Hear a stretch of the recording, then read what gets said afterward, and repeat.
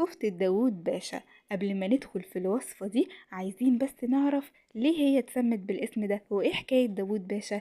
كان في زمان والي تركي اسمه داوود باشا، من شدة حبه للكفتة كان بيطلب كل يوم من الطباخ ان هو يطبخ له الكفتة دي. وفي يوم غلط الطباخ في الوصفة، وكان الوالي عاقبه عقاب شديد جدا لدرجة ان الناس استغربت من شدة العقاب بتاعها. ومن ساعتها أطلقوا على الوصفة دي كفتة داوود باشا. هي وصفة سهلة ومنجزة وسريعة وبتنجزني في الأوقات اللي مش ببقى عايزة أقف في المطبخ كتير. تعالوا مع بعض نعملها بأبسط وأسهل مكونات زي ما تعودنا مع بعض.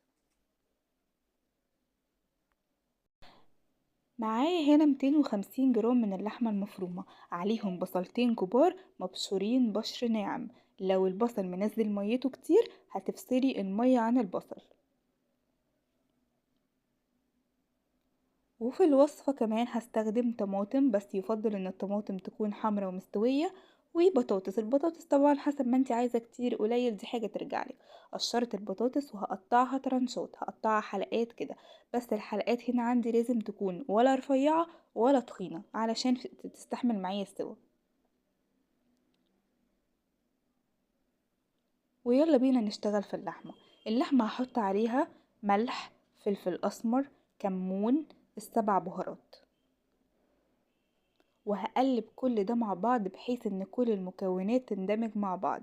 عايزة في الاخر تطلع لي خليط من اللحمة والبصل مفهوش اي تكتلات، ولا من اللحمة ولا من البصل.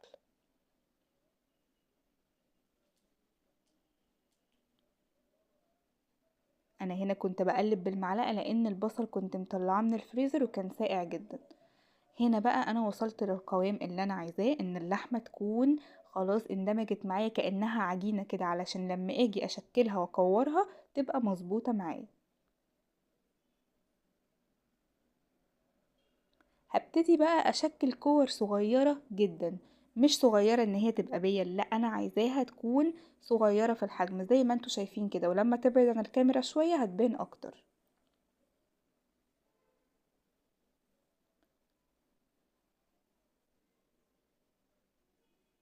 هبتدي ان انا اشكل كل كمية اللحمة بنفس الحجم اللي احنا شايفينه ده، بس انا هنا خدت منها جزء لان انا كنت هعمل بيه حاجة تانية.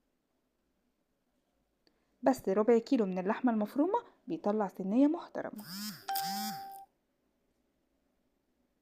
هنا بقى نقيت كام طماطمية كده حمر ومستويين وهطحنهم في الخلاط. الصينية اللي انا هبتدي اشتغل فيها دلوقتي هي الصينية اللي هكمل فيها بقية الوصفة واللي هتدخل الفرن. معايا هنا بصلاية مقطعاها شرايح كده، هحطها في معلقة سمنة ومعلقة زيت وهديهم تقلبتين مع بعض. مش هستنى ان البصل مثلا يتحمر او كده، لا انا على طول هبتدي انزل بكرات اللحمة المفرومة وهما الاتنين يستووا مع بعض. في الوقت ده بقلب بالطريقة دي، مش بقلب ابدا في معلقة في الاول علشان الكفتة ما تفكش معايا. اول بس ما الكفتة تمسك نفسها ممكن اقلب بمعلقة عادي، من وقت للتاني لازم اقلب عشان ما يكونش فيه جزء خد لون وجزء لا. اول ما اتاكد ان الكفتة خلاص كلها خدت لون والبصل لونه غمق كده هبتدي انزل بعصير الطماطم.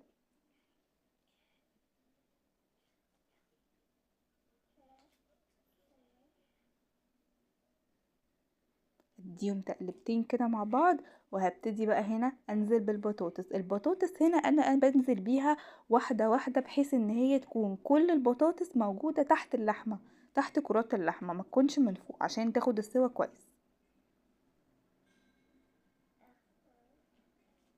انا نزلت هنا بكل كميه البطاطس. هسيب بقى الصينيه دي على النار عاليه لحد ما تغلي، تاخد لها كده 10 دقايق، من 10 دقايق لربع ساعه، بس هغطيها علشان بس اضمن ان البطاطس استوت. طبعا انا هرفعها من على النار قبل ما البطاطس تاخد كل سواها. انا بس هاخد الوقت دوت علشان الطماطم تكون اتسبكت والبطاطس اخدت وقت تستوي فيه.